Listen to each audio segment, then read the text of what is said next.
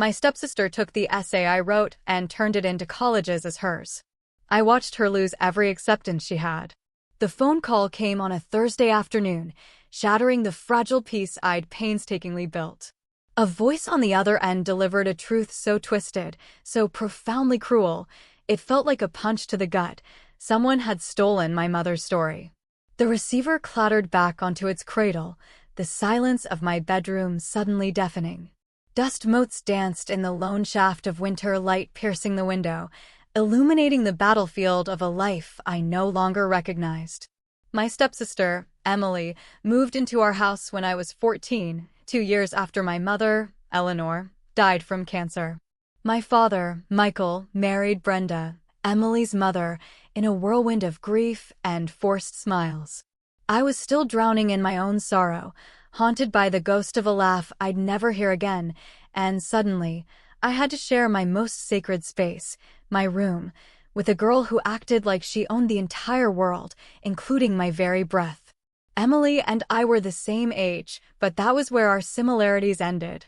She was a tornado of noise and popularity, always needing to be the sun around which everyone else orbited. I was a quiet satellite, orbiting books and the silent pages of my journal, trying to piece together a universe that felt utterly broken. Emily saw me as boring. She'd say it with a sneer, rolling her eyes. "Lighten up, Amelia," she'd scoff. "Stop being so depressing all the time. Your dead mother wouldn't want you moping around forever." Each word was a tiny shard of glass, embedding itself deeper into my already wounded heart. I learned to simply stay out of her way, retreating further into myself. Senior year arrived, draped in the anxiety of college applications.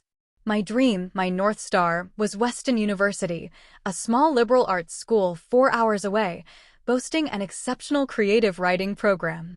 It was my mother's alma mater. She'd painted vivid pictures of its ivy-covered buildings, its vibrant literary scene, the way the campus exploded with color in the fall. "I hope you go there someday, my love," she'd whispered, her voice fragile as paper, weeks before she left me. Weston wasn't just a school. It was a promise, a tangible link to her memory. My application essay was an act of raw, unfiltered grief and love. I wrote about watching Eleanor slowly fade over 2 agonizing years. I wrote about sitting by her hospital bed, reading her favorite novels aloud, her hands too weak to hold them herself. I wrote about the day she died, the crushing finality of it, and the silent vow I made to live a life that would make her proud. Weston, I explained, was her dream for me, a place where I could keep her close, carry her legacy. It was the most personal thing I had ever put on paper, a piece of my soul laid bare. I spent 3 months, honing every sentence, every comma, until the words bled authenticity. My English teacher, Mrs. Hayes, read it and her eyes welled up. "Amelia," she'd said, her voice thick with emotion, "this is the most powerful student essay I've ever read. Any school would be lucky to have you." I submitted my application in early November, confident, proud, feeling a faint glimmer of hope for the first time in years. Emily submitted her applications around the same time. She mentioned Weston, almost as an afterthought. "Guidance counselor recommended it," she shrugged. "Good to have options." I barely registered it. Weston was my story, my mother's legacy. It simply couldn't be hers. Then came February and the email from Weston's admissions office. They wanted a phone interview. My heart soared. Interviews meant serious consideration. I prepared for a week, rehearsing answers, revisiting my essay, mentally walking through every corner of my mother's memories. The interview was scheduled for a quiet Thursday afternoon. Miss Davenport, the admissions counselor, was polite, but an odd tension hummed beneath her words.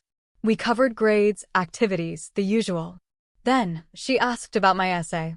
"Tell me more about your mother, Amelia." And I did. For 10 minutes, I poured out my heart, Eleanor's infectious laugh, her terrible cooking, her obsession with classic films. The books we devoured together, the silly road trips, the uncanny way she always knew when I was sad. I spoke of things I hadn't dared utter to anyone, the essay having somehow unlocked a dam I couldn't now close.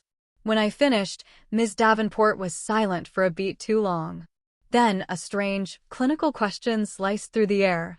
Do you know an Emily Drummond? My stomach dropped. Yes, I choked out. She's my stepsister. Miss Davenport continued, her voice flat, devoid of emotion. Emily also applied to Weston. And her application included an essay that is identical to yours. The only difference is the name at the top. The world tilted. I couldn't breathe. Repeat that, I whispered, my voice barely a tremor. She repeated it. Both essays, she explained, described watching a mother die of cancer. Both mentioned the same beloved books, the same sterile hospital room, the same tearful promise. The admissions office was, understandably, confused. Two identical essays from the same address. Could I explain? The words tumbled out, raw and desperate. I wrote that essay. It's about my real mother, who really died. Emily's mother is alive. She lives in our house. Emily must have stolen it from my laptop. Ms. Davenport's voice softened then. She said she believed me. She asked for copies of my drafts, anything to prove authorship. I have everything, I promised, my voice cracking. Months of revisions, different dates on each file. My English teacher saw the final version in October. She can write a statement. Miss Davenport said that would be perfect. Send everything, she'd be in touch. The call ended. I sat there, phone clutched in shaking hands. The house was empty. Emily was at volleyball practice, hours away. My eyes scanned our shared room, her bed 3 feet from mine, her clothes spilling from the closet, her things everywhere. I suddenly hated all of it. A cold wave of nausea washed over me. I walked to my desk, my laptop sitting exactly where I'd left it. With trembling fingers, I opened the college application folder. There it was, Weston Essay Final Docs, with its original creation date from August. I clicked through the revision history, 14 different versions, each dated meticulously. August 23rd, September 5th, September 19th, October 2nd, October 11th. The dates screamed my truth, chronicling 3 months of agony and artistry. I took screenshots of everything. Then I called Chloe. She answered on the second ring, and before I could even say hello, the tears came. The words were a jumbled mess. Weston, Emily, stolen, proof, Mrs. Hayes. Chloe didn't hesitate. Amelia, she said, her voice firm, I remember that essay. It's hauntingly beautiful. I'll write a statement right now confirming you showed me the complete draft in October. Emily didn't even mention Weston until late October, when the counselors were pushing deadlines. My gratitude was a choking sob. Chloe stayed on the line for over an hour, guiding me as I meticulously documented every file, every timestamp, every modification. We found old journal entries from when Eleanor was sick, detailing reading sessions, book titles, the day she died, exact matches to the essay. Send those too, Chloe urged. They prove it's from your real life, your real grief. I was still on the phone with her when I heard Emily's car pull into the driveway. My blood ran cold. I gotta go, I whispered, slamming my laptop shut, shoving it under my bed. I sat at my desk, forcing a blank expression. Emily bounced in, a whirlwind of practice anecdotes and cheerful chatter. What do you want for dinner, Amelia? Calculus homework done. She was oblivious, radiant, completely unaware that her carefully constructed lie was crumbling. I mumbled I wasn't hungry, turning my back to her. She droned on about team drama, but her words were meaningless noise. All I could see was her, reading my mother's story, the most profound loss of my life, and deciding it was hers for the taking. She was normal. I was a ghost, haunted by her betrayal. Sleep was impossible. I lay rigid, staring at the ceiling, Emily's soft breathing just feet away. My mother's face swam before my eyes, her longing for me to attend Weston, the love I'd poured into that essay, Emily's casual desecration of it. A scream clawed at my throat, a desperate urge to shake her awake, demand to know how she could. But I didn't. I just lay there, silently counting the minutes until morning. The next day, I arrived at school early, my resolve hardened. I found Mr. Evans, my guidance counselor, already at his desk. I sat across from him and laid out the entire, horrifying truth. His face shifted from polite inquiry to shock, then a simmering anger. He immediately pulled up our files, scrolling through Emily's application list. 5 schools total, he murmured, his voice tight. Weston and 4 others.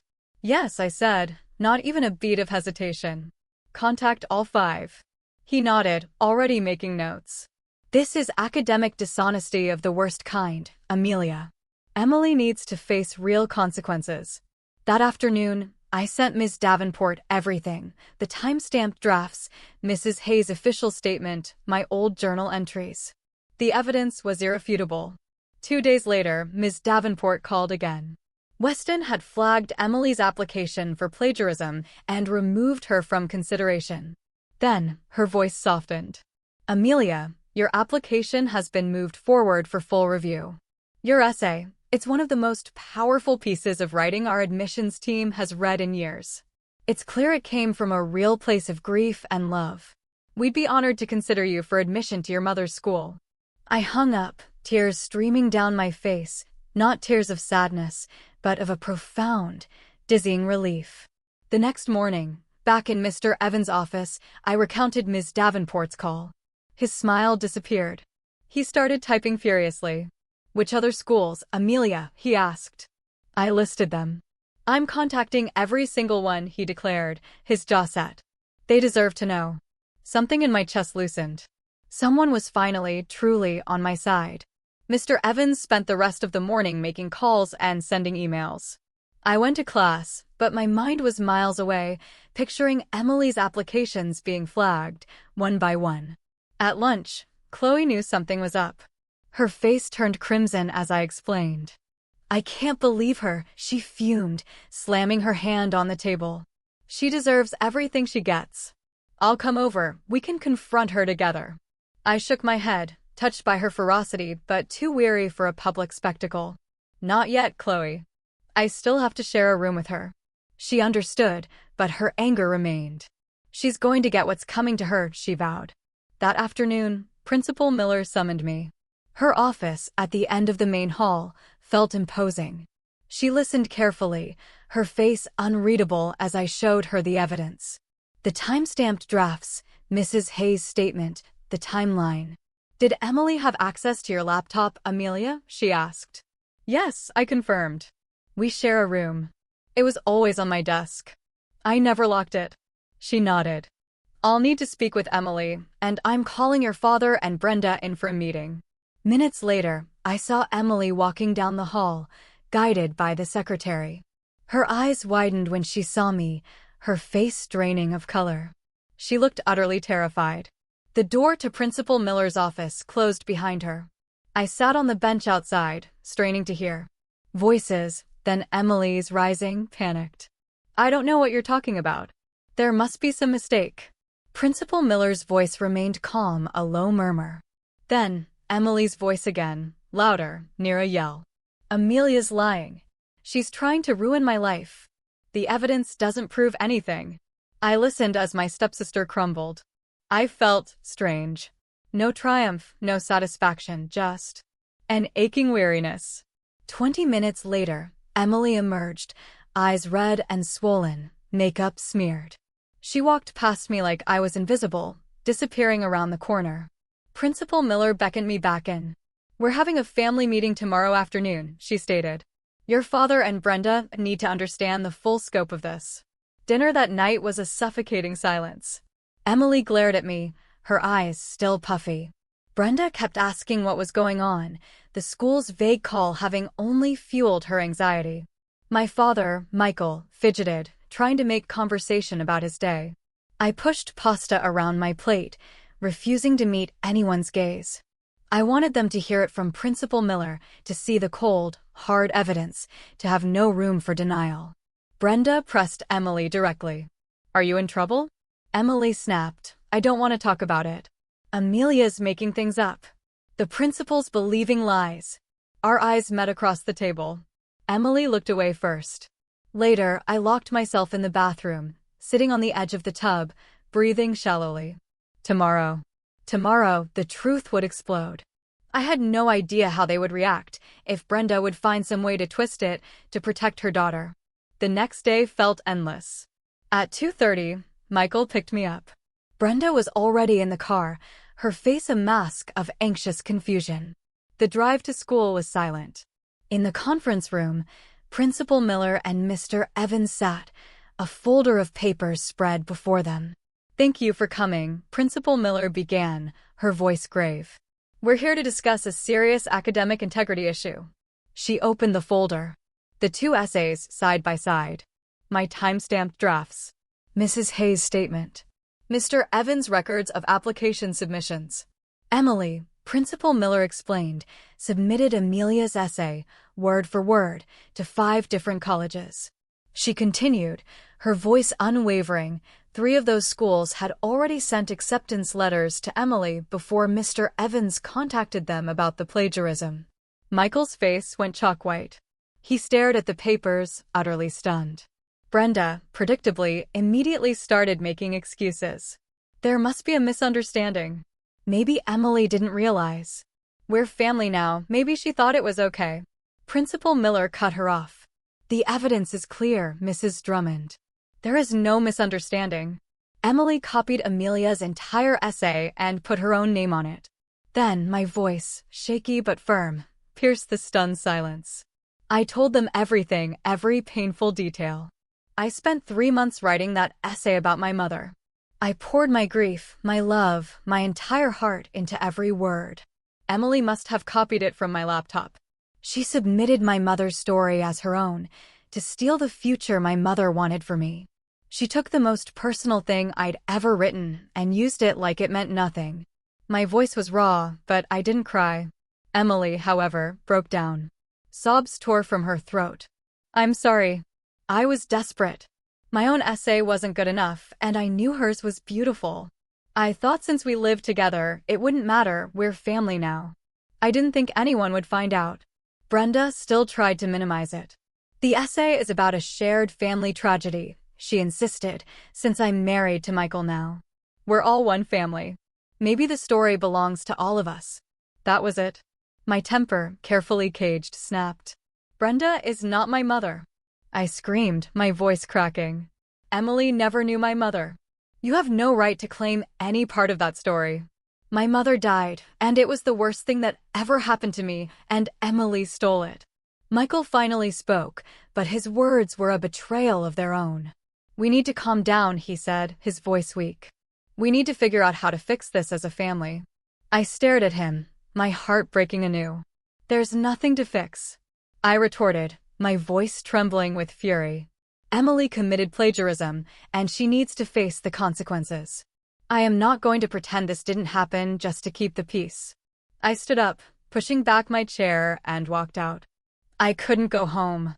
I went straight to Chloe's. Chloe opened the door, took one look at my face, and pulled me inside. Her parents, sensing the gravity of the situation, offered their guest room without a word. Up in her room, I paced as I relayed every excruciating detail. When I finished, Chloe's voice was fierce. "Emily deserves whatever's coming. And you need to stop feeling guilty about it." I stayed at Chloe's until late, grateful for her unwavering support. When I finally went home that night, everyone was in their rooms. I found Emily staring at the ceiling in her bed. "Amelia," she whispered. I didn't answer. She tried again. "I'm tired, Emily. I want to sleep." Then, she started crying. "I'm sorry. I'll tell all the schools. I'll fix this." I turned to face the wall. "You're only sorry because you got caught. If Miss Davenport hadn't called, you'd have kept the acceptances and gone to college on my mother's story without ever feeling bad." She cried harder, denying it. "Then why did you do it?" I asked, my voice flat. She had no answer. "I don't forgive you. I don't want to talk about it anymore." She cried herself to sleep, and I lay awake, wondering how I would endure sharing a room with her for the rest of the school year. Over the next week, Mr. Evans systematically contacted the 3 schools that had accepted Emily. Each received a detailed report, my original essay, the timestamps, Mrs. Hayes' statement, the damning timeline. Each school launched its own investigation, demanding Emily's drafts, her revision history, anything to prove her authorship. Emily had nothing. She tried to claim she deleted her drafts, but the schools pointed out my months of documented revisions against her complete lack of evidence. One school called her for a phone interview. She broke down, confessed, and admitted she'd panicked, that her own essay wasn't good enough. 3 days later, the first acceptance was rescinded. A state university 2 hours away. Emily received an email stating her admission was withdrawn due to academic integrity violations, and she was banned from reapplying for 2 years. She came home that afternoon and slammed the bedroom door. I heard her sobbing through the wall as I did homework in the kitchen. Brenda came home an hour later, and Emily told her. Brenda came downstairs, found me, and unleashed her fury. "You are ruining Emily's life over a stupid essay," she shrieked, her face contorted with rage. "Your mother would be ashamed of you for being so vindictive and cruel. You're destroying Emily's future because you can't let go of the past." Michael came out of his office, not to defend me, but to demand, weakly, that we all calm down. I stood up and walked out, leaving them both. I went back to Chloe's, where her parents once again opened their home. I texted Michael, "I'm safe. Staying with a friend." Mrs. Hayes found me at lunch the next day. "You're doing the right thing, Amelia," she said, her hand on my shoulder. "You're honoring your mother's memory by standing up for yourself." She checked in daily, a steady anchor in my storm. On Thursday, the second acceptance was rescinded. A private college in another state. Their letter was chilling. "Plagiarism of this nature shows a fundamental lack of character. We cannot admit students who steal other people's personal tragedies for their own gain. Emily Drummond's acceptance is permanently withdrawn, and we are reporting this incident to our network of peer institutions." Emily stopped coming to school. For 3 days, she stayed home. When she returned, she was a ghost, pale, hollow-eyed, avoiding everyone's gaze. Her friends, having heard the rumors, started to give her a wide berth. The third acceptance was rescinded the following week from a highly competitive university. They also reported the plagiarism to the National Association for College Admission Counseling. Mr. Evans explained the gravity. Emily's academic record would now carry a permanent mark. Any future applications would require her to disclose the plagiarism, almost certainly leading to automatic rejection. Emily had 0 college acceptances. Her future, as she knew it, was obliterated. Brenda begged me then, tears in her eyes. "Please, Amelia, just write a letter. Say you gave her permission. It'll fix everything." I refused. Emily stole my mother's story. She needs to face the consequences. Brenda called me heartless. "Family is supposed to forgive each other." "Emily and I are not family," I stated, my voice cold, "and we never will be." She left the room without another word. 3 days passed in a blur of anxiety. I felt a strange guilt sometimes, even though I knew I'd done nothing wrong. Then, on a Wednesday afternoon, an email arrived. From Dr. Elena Rodriguez, Director of Admissions at Weston. She wanted a video interview. "Your essay," she wrote, "moved everyone in our office. We believe your story is authentic and powerful." I read it 3 times, shaking. Chloe screamed and hugged me. "This is exactly what you deserve, Amelia." The interview was set for Friday. I spent 2 days preparing, rehearsing, writing notes about Eleanor, about our shared love for Weston. Dr. Rodriguez appeared on screen, her kind eyes and gentle smile instantly putting me at ease. We talked for 40 minutes. I spoke of Eleanor's love for the campus, the way she described the leaves turning red and gold, the books we'd read when she was too sick to move, how writing the essay had become a balm for my grief. Dr. Rodriguez listened, rapt. When I finished, she was quiet for a moment. Then she smiled. "Amelia, you remind me why I love my job. Your essay, it's a rare gift. Thank you for sharing your mother's memory with us." When the call ended, I sat on Chloe's bed and cried, but these were good tears, tears of relief, of a long-awaited vindication. Saturday morning, Michael arrived at Chloe's house. He looked uncomfortable, apologetic. We sat on the front porch steps, and he began to speak, his voice thick with regret. He apologized for not protecting me, for letting Brenda treat me so cruelly. I was so focused on keeping the peace with Brenda, "Amelia, I forgot my first responsibility was to you. I should have defended you when Brenda screamed about your mother. I should have made Emily face consequences from the beginning. I listened silently. I failed you, he continued, tears welling in his eyes, and I understand if you're angry. I love you and I want to fix things, but I don't know how. I looked at him, the weight of 2 years of hurt heavy between us. Dad, I said, my voice steady. I need you to choose me for once. I need you to stop making excuses for Emily and Brenda. What happened was theft. It was betrayal. It wasn't a misunderstanding. Michael started crying, something I hadn't seen since Eleanor's funeral. He wiped his eyes. I'll do better, Amelia. I promise. I'll talk to Brenda. I'll make changes. I'll come home, I told him, when Emily moves out of our room. Not before. He nodded. I'll make that happen. I wasn't sure I believed him yet, but it was a start. The following Tuesday, another email, this time from the 4th college Emily had applied to. Mr. Evans' report had reached them while her application was still under review. They chose not to admit her. Plagiarism, they stated, was taken seriously. Emily now had 0 college acceptances. Mr. Evans called me to his office. How do you feel, Amelia? He asked. Part of me feels vindicated, I admitted. Another part, just sick. That afternoon, Brenda appeared at Chloe's. She looked broken, haggard. Please, Amelia, she begged, her voice hoarse, just write the letter. Say you gave Emily permission. It could fix everything. I looked at her, feeling only a cold anger. Emily stole my mother's story. She needs to face what she did. I won't lie to protect someone who betrayed me. Brenda called me heartless. Family is supposed to forgive each other. Emily is not my family, I repeated, closing the door softly. The next week, Mr. Evans informed me he'd helped Emily research community colleges and gap year programs. I was professional, he said, but firm. These are the consequences of her choices. She has to rebuild trust now. I appreciated his honesty. March arrived, ushering in the final college decisions. Every day, I checked my email, holding my breath for Weston. On March 23rd, a large envelope waited for me on Chloe's kitchen counter. Weston University. My hands shook as I tore it open. Inside, my acceptance letter. A thick packet of information. And a handwritten note from Dr. Rodriguez. Your essay was one of the most powerful we have read in years. We are honored to welcome you to your mother's alma mater. I read it 5 times, then called Michael.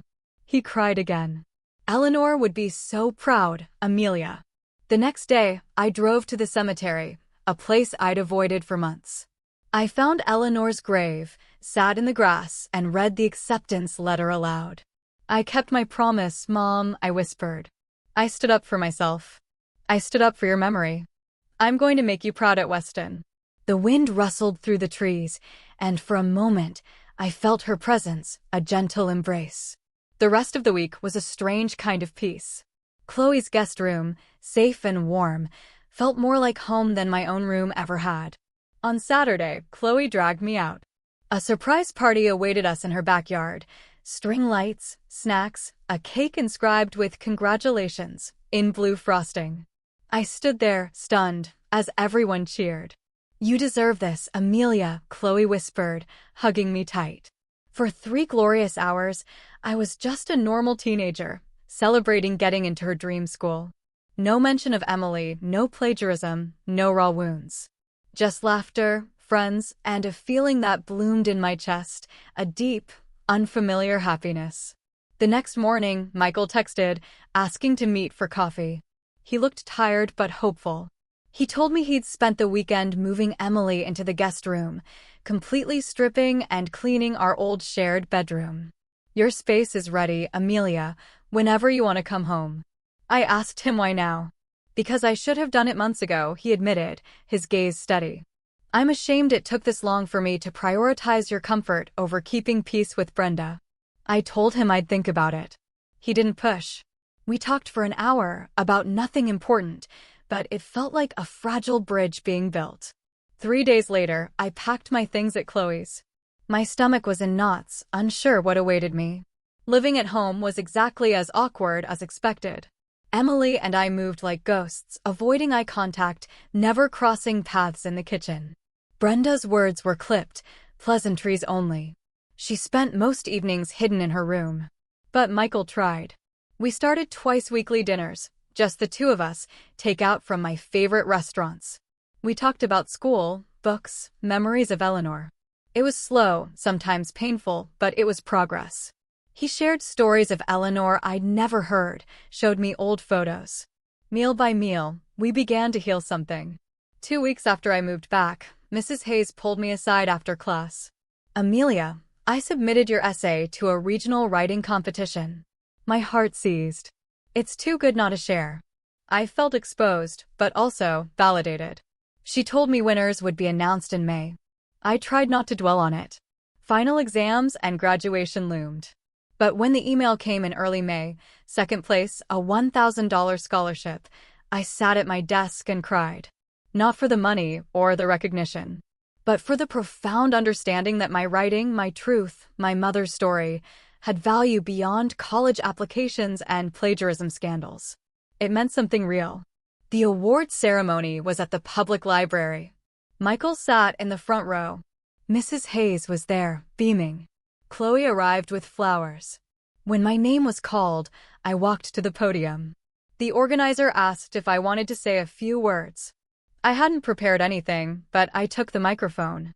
"I want to thank my mother for teaching me to love words and stories," I began, my voice clear.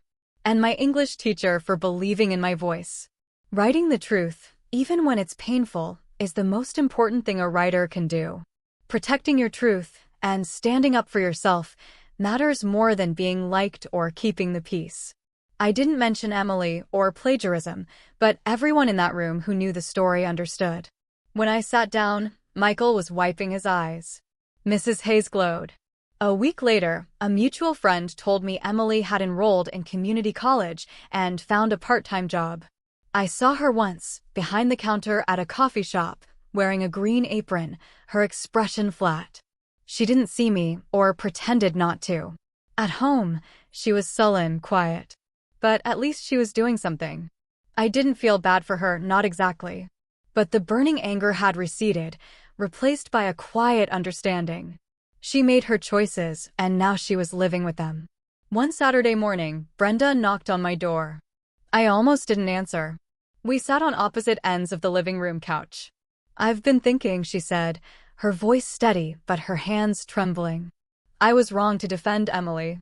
What she did, it was theft and betrayal. I shouldn't have minimized it.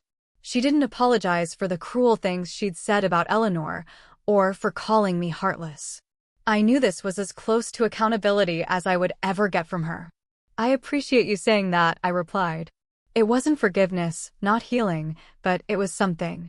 Prom arrived. I went with Chloe and our friends. We danced, laughed, and forgot the world outside. Emily didn't go. Most of her old friends had moved on. When I got home, I saw the dark outline of her room, and a small stab of guilt pricked me. But then I reminded myself, consequences are not cruelty. She did this to herself. I went to bed, lighter than I'd been in months, finally comfortable in my own space. The week before graduation, Mrs. Hayes called me to her classroom. She handed me a wrapped package, a leather-bound journal, my mother's favorite Mary Oliver quote inscribed in gold. "Keep writing, Amelia," she urged. "Your voice matters.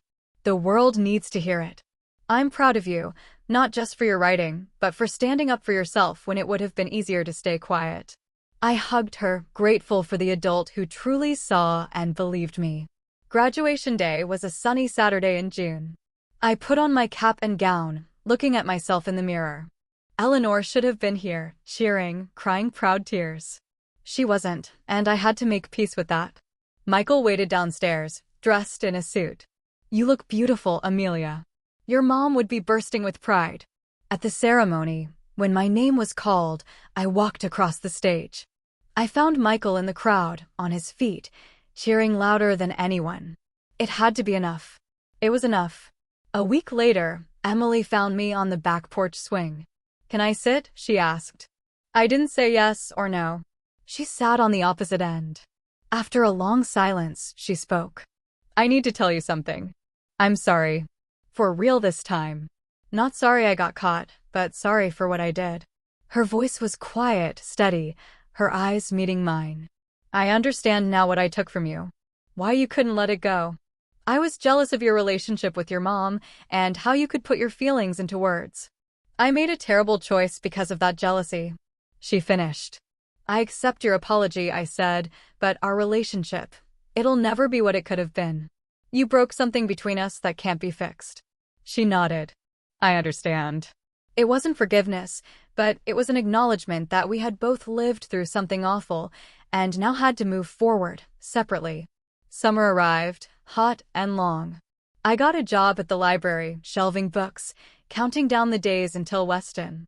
Michael and I started our twice-weekly dinners at a diner near his office. At first, safe topics. But slowly, the harder things surfaced. I told him I needed him to understand that supporting me didn't mean abandoning Brenda and Emily, but it meant not asking me to pretend the betrayal hadn't happened. He listened, asked questions, admitted he'd been so focused on keeping everyone happy, he'd forgotten his first job was protecting me. By the end of summer, we were closer than we'd been since before Eleanor got sick. Not the same as before, but something new, something solid. Brenda made an effort too. She stopped defending Emily, started respecting my boundaries. No more walking into my room without knocking. No forced family dinners. Small gestures that showed she was finally trying to see me as a separate person.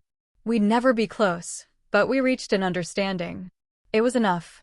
In July, Chloe and I took a road trip to Weston. For hours of highway, snacks, and singing along to our favorite songs.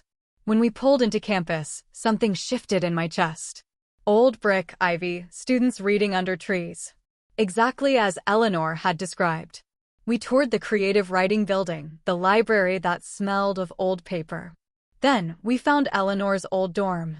It was locked, but standing outside, looking up at her third-floor window, I felt her presence, stronger than anywhere else.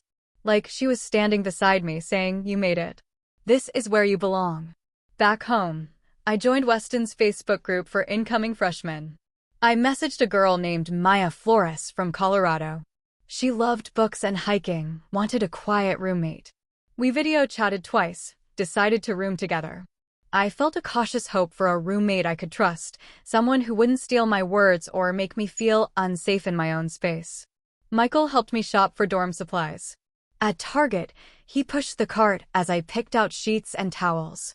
He told me stories of Eleanor's college years, her shyness, how she found her people on the school newspaper, how she called him every Sunday from a payphone in her dorm hallway. He was connecting with me through her memory, showing me he understood why Weston mattered so much. It made us both sad, but in a good way, the kind of sad that comes from remembering love, not trying to forget it. 2 weeks before I left, Emily knocked on my door.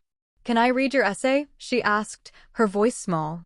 I looked at her, realizing she needed to understand exactly what she had tried to take. I printed a copy and handed it to her. She sat on my bed and read it while I pretended to pack. When she finished, tears streamed down her face. "It's beautiful," she whispered. "I understand now why you couldn't let it go. I was jealous of your relationship with your mother and how you could put your feelings into words." I sat beside her. "I hope community college goes well for you, Emily," I said gently. "I hope you figure out who you are without trying to take things from other people." It wasn't forgiveness, but an acknowledgement that we were moving forward, separately. The night before I left, Michael brought me a cardboard box. "I've been saving this," he said. Inside, a collection of Eleanor's college things, her faded Weston sweatshirt that still carried a faint scent of her perfume, her favorite books with marginal notes, photos of her on campus, her journal. We sat on the floor, going through it all. "Your mother would be so proud, Amelia," he murmured, his voice thick. "Proud you stood up for yourself. Proud you're going to Weston." I believed him. I folded Eleanor's sweatshirt and placed it carefully in my suitcase. Michael stood in the doorway. "Call me every week," he said, his voice cracking. He hugged me tight. "Your mother would be so proud of the person you've become. Proud of the way you stood up for yourself when it would have been easier to stay quiet." We stood there, holding each other, for a long time. The drive to Weston was 4 hours. Michael drove. I sat, Eleanor's box on my lap. He put on her favorite music, 80s and 90s hits. We sang along. Between songs, he told me more stories, visiting her, meeting her roommates, the night they talked about their future until dawn. It felt like Eleanor was in the car with us, part of this moment. I watched the landscape change, ready for what came next. My dorm room was on the third floor, bright with afternoon sunlight. Michael helped me carry boxes. As we arranged books, a girl with dark curly hair appeared in the doorway. Maya. I recognized her instantly. We hugged like old friends. Michael shook her hand, then left us to it. Maya and I spent hours decorating, hanging string lights, arranging my mother's photos. We talked class schedules, planned campus explorations. By the time Michael came to say goodbye, I felt like I'd found someone I could trust. That night, after Michael left, I walked the campus alone. The sun set, painting the old brick buildings in hues of orange. I followed paths, past Eleanor's old library, past the bench where she first told Michael she loved him. I sat there, looking up at the windows. Somewhere in this place, my mother had discovered who she was. I felt her pride, her joy, that I had made it here. I knew that by fighting for my essay, by refusing to let someone steal my story, I had honored her memory in the way that mattered most. I was exactly where I was supposed to be. I had earned every step of this journey, through grief, revision, and standing up for myself when it would have been easier to stay silent. This was my mother's dream for me, and now it was my reality. I sat on that bench until the stars came out, completely at peace. Have you ever had to fight for your truth when others tried to silence it or steal it? What would you have done if your deepest pain was used as a weapon against you? Share your thoughts in the comments below.